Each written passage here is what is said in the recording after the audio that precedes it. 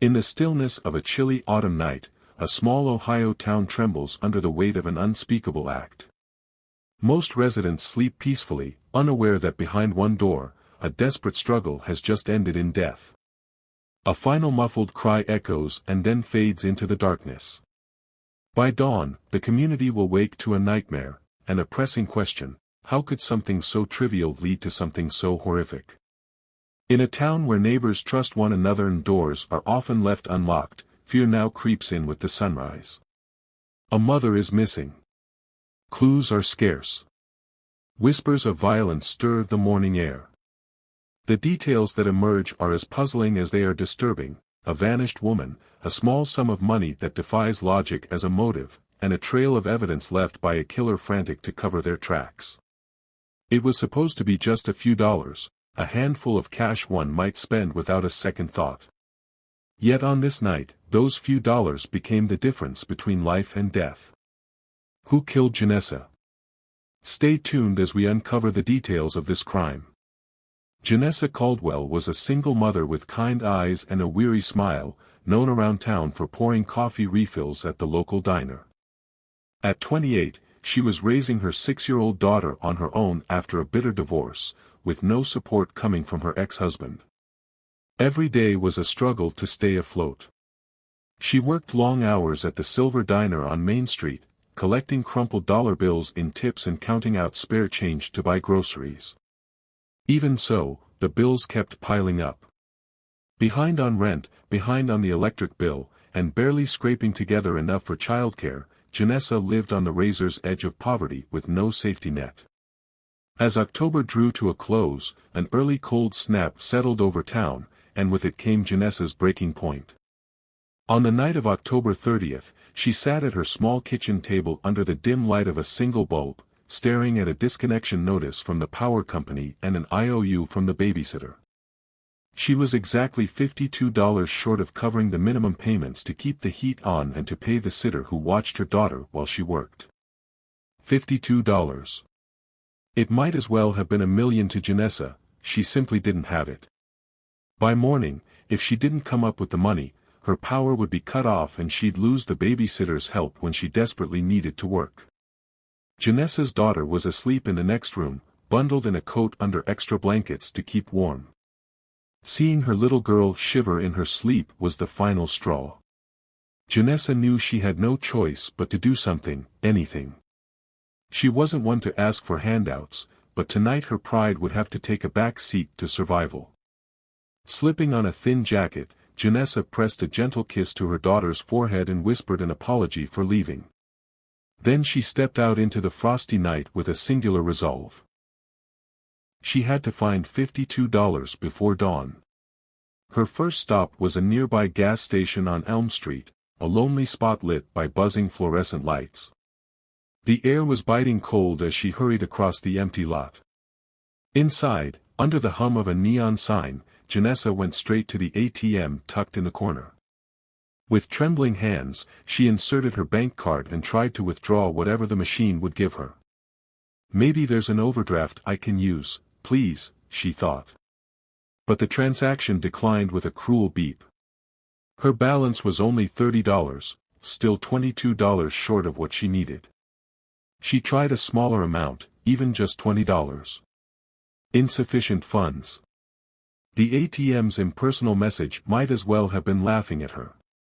Janessa's heart sank. As she pulled her card out, blinking back frustrated tears, a low voice from behind made her jump. Need a little help? She turned to see Caleb Vance, a local man known to prowl around after dark. Caleb was in his 40s with a grease-stained bald cap and an unsettling grin. He'd always given Janessa an uneasy feeling when he sat at the diner counter eyeing the waitresses. Now here he was, watching her in this vulnerable moment. I'm fine, Janessa muttered, trying to sidestep any conversation. But Caleb moved closer, casually blocking her path. He held up a folded $20 bill between nicotine-stained fingers. Looks like you could use a few bucks, he said softly. How about we help each other out? You keep me company for a while, and I'll make it worth your while. His meaning was unmistakable, and it turned Janessa's stomach. She felt a flush of humiliation and anger. This was what her desperation looked like to others, a chance to take advantage of her. Janessa fixed Caleb with a hard stare, mustering a courage she didn't quite feel. "Not a chance," she snapped, her voice low and sharp. "Back off." Caleb's smile twisted into a scowl.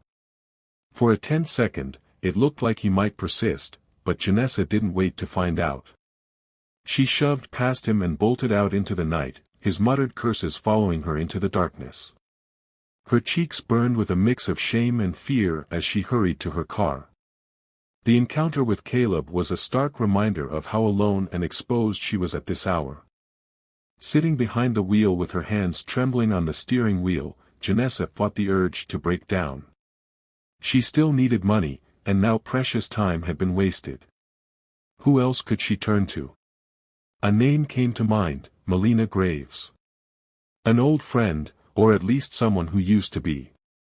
They'd grown up together in Maple Falls and had been close in high school, though they drifted apart in recent years.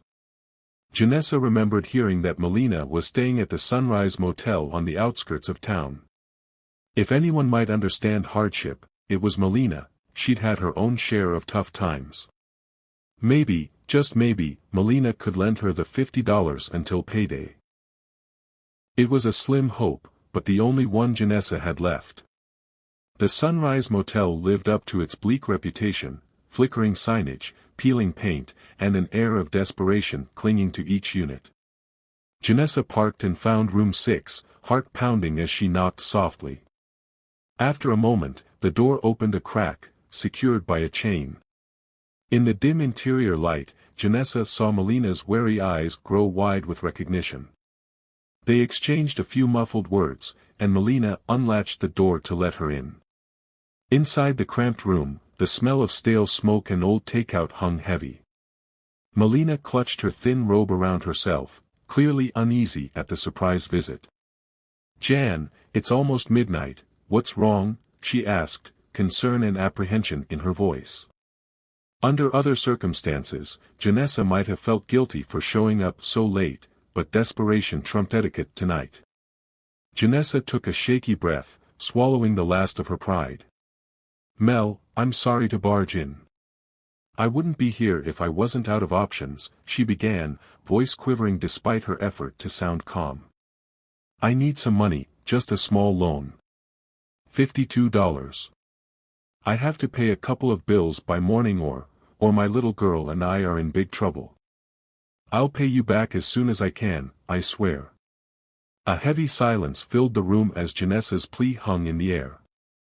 Melina's expression shifted from surprise to a tight, pained frown. She turned away, running a hand through her messy dark hair. "Jan, I wish I could help you," she said quietly. "But I don't have it. I'm broke too. Why do you think I'm stuck in this motel?" Her tone carried an edge of bitterness and embarrassment. "Please, Melina," Janessa pressed, her eyes welling up. "I've got nowhere else to ask. I only need $50. You can even take my ATM card and get it back from my paycheck when it hits. I just need it now. I wouldn't ask if it wasn't life or death." Her voice cracked on those last words, the weight of her situation bearing down. Melina whirled around, and for a moment, Janessa saw something frantic in her friend's eyes. "Life or death? You have no idea, January." Melina's voice trembled, and she clenched her jaw. "I can't help you. I really can't. I've got my own problems, big problems. I'm sorry, but I just don't have it." There was a finality in her tone, laced with desperation. A swell of anger and despair rose in Janessa's chest. Here she was, begging for what felt like scraps, and her friend wouldn't lift a finger. "You won't even try?" Janessa whispered, hurt mixing with frustration. "We've known each other our whole lives, Mel. I covered for you when you needed help last year. I never asked for anything back, until now." The reminder of past kindness hung between them. Melina's face crumpled with conflict. Guilt, fear, and anger all flashed across her features in an instant. She opened her mouth to speak, then closed it, hands shaking. Finally, her eyes hardened with a resolve that made Janessa uneasy. Melina nodded stiffly. "You're right," she said, voice suddenly calm. "You did help me. I do owe you." Relief flooded Janessa's face. She let out a breath she hadn't realized she was holding. "Thank you," she exclaimed softly, reaching out as if to embrace her friend. "I promise I'll pay you ba." Before Janessa could finish, Melina exploded into motion. With both hands, she shoved Janessa hard, cutting off the words. Janessa stumbled backward, completely caught off guard, and slammed into the small dresser. "Melina, what are you?" she cried out in shock. But Melina was on her in an instant, years of pent-up dread and panic fueling her attack. The cramped motel room erupted into chaos. Janessa fought to regain her footing, grappling with her friend-turned assailant, but Melina was beyond reason. They crashed into the rickety nightstand, sending a lamp to the floor with a dull thud. Janessa managed to push Melina back for a split second and scramble toward the door. Her fingertips grazed the chain lock, so close to escape, when Melina grabbed a heavy glass ashtray from the bedside table and swung with a scream. The ashtray cracked against the side of Janessa's head with a sickening thud. Pain burst through Janessa's skull and she collapsed to her knees, a cry of agony dying on her lips. Dazed, she raised a hand in a weak attempt to shield herself, but another blow came swiftly. The second strike was even more ferocious, and Janessa crumpled to the stained carpet. Silence fell, broken only by Melina's ragged breathing in the late-night infomercial still droning on the TV. Janessa Caldwell lay prone on the floor, a dark pool of blood beginning to spread beneath her head. She wasn't moving. Her eyes, those gentle, tired eyes, stared blankly at the ceiling. In a matter of minutes, a plea for help had turned into a brutal, irrevocable murder. Melina stumbled back until she hit the wall, the bloodied ashtray slipping from her fingers. "Oh God, oh my God," she choked out, pressing both hands to her mouth. Her entire body trembled as she stared at what she had done. On the floor, Janessa's life was draining away over a mere $52. The horror of it threatened to swallow Melina whole. For a long moment, Melina could only shake and sob in shock. But slowly, cold survival instinct clawed its way through the panic. If anyone found out, her life was over. She had to hide this, or at least buy herself some time. Wiping her eyes with a trembling hand, Melina forced herself to look around the room, taking stock.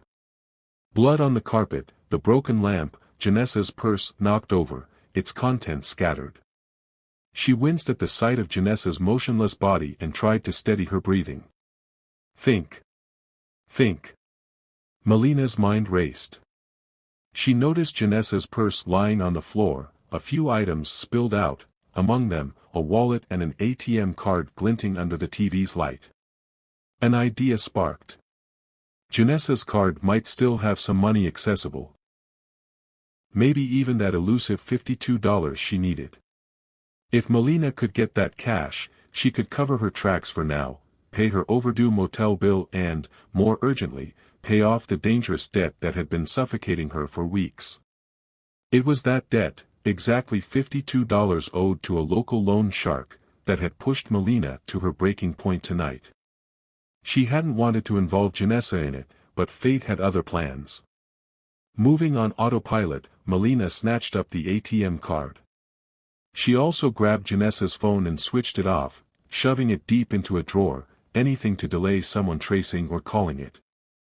Digging through her own handbag with shaking hands, Melina found her bank card. She had a paltry $22 left in her account, but maybe she could transfer that to Janessa's. Heart pounding, she threw on a hooded sweatshirt to cover the blood on her clothes and slipped Janessa's car keys from the table. In the dead of night, Melina drove Janessa's car to an ATM across town, choosing a 24-hour convenience store where she hoped no one would notice her. Beneath the harsh glow of the ATM screen, she carried out her plan with frantic determination.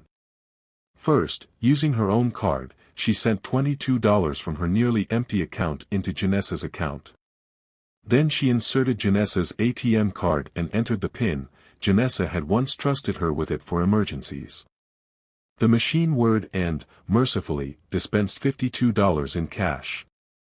Melina snatched the bills, her blood-stained fingertips leaving smudges on the currency. She sped back to the Sunrise Motel, adrenaline and terror coursing through her veins. In the silent office foyer, Melina slipped the exact $52 under the manager's door with a scribbled note, covering her overdue rent just in time. That would keep the staff from knocking on room SX's door in the morning.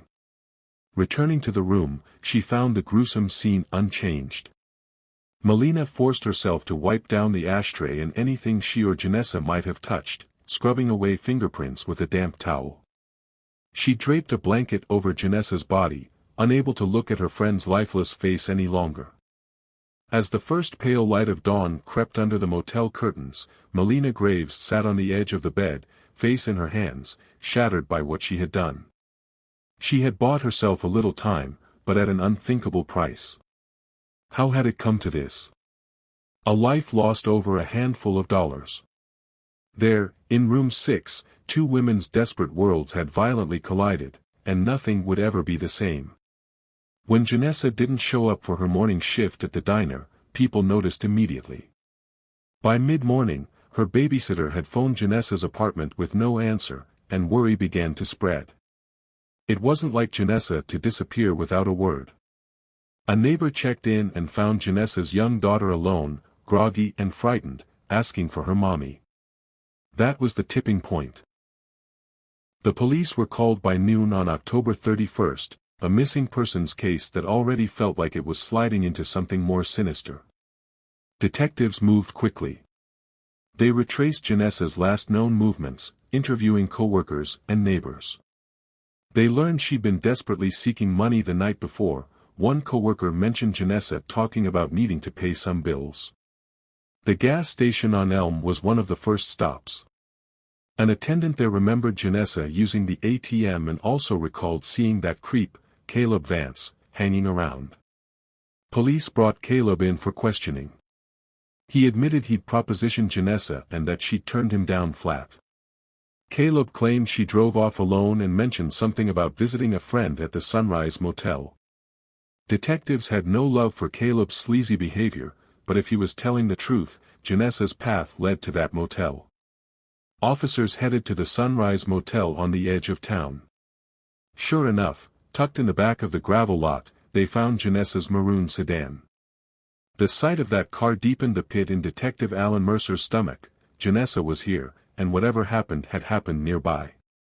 Mercer and his partner approached room 6, the door shut and curtained. They knocked loudly, announcing themselves as police. No answer. They tried again. Silence. With growing alarm, they procured a master key from the nervous motel manager and quickly unlatched the door. The scene that greeted them inside was like a nightmare come to life. Even these seasoned officers had to steel themselves. The metallic tang of blood hit first. There, on the floor, partially covered by a blanket, was the lifeless body of Janessa Caldwell. Blood matted her hair and stained the carpet. The room itself was a mess, signs of a violent struggle in every corner.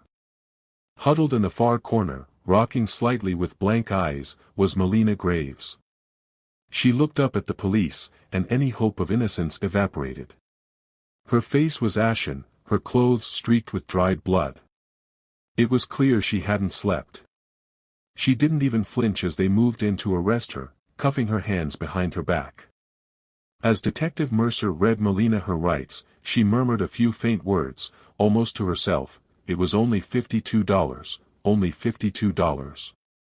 Melina was taken into custody, and Janessa's body was rushed to the coroner.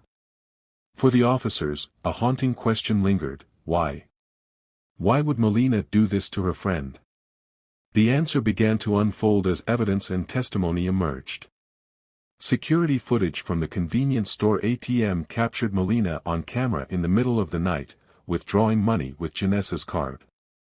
Bank records revealed the odd $22 transfer from Melina's account to Janessa's.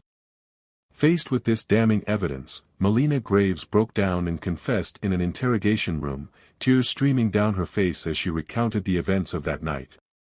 Between sobs, Melina explained that she had owed exactly $52 to a local loan shark, Dante D'Lo Carter, and he had threatened her if she didn't pay up by that night.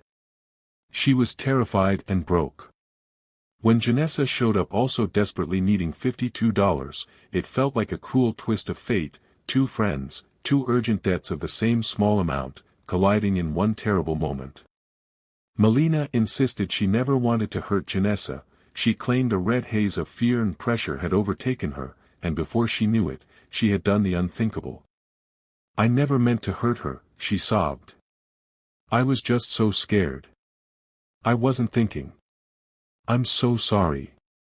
Dante D'Lo Carter was later picked up by police on unrelated charges, but the weight of what happened in room 6 fell squarely on Melina's shoulders.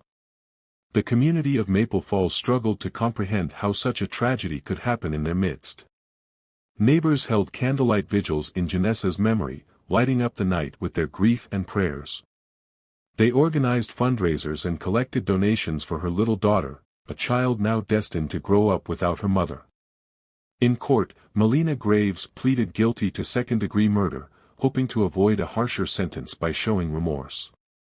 She wept as she described how desperation had driven her to betray her friend. The judge listened to her apologies and the account of how fear of D'Lo's threats had loomed over her. But in the end he reminded the court that no matter the hardship, a life had been violently taken over a trivial sum of money. Fear and need, he said, could never excuse such brutality. Melina was sentenced to 25 years in prison, with no chance of parole for at least 2 decades. A life lost over $52, it's a sobering reality that hangs over this case. Janessa's daughter will never see her mother again, all for an amount many people carry in their pocket without a second thought.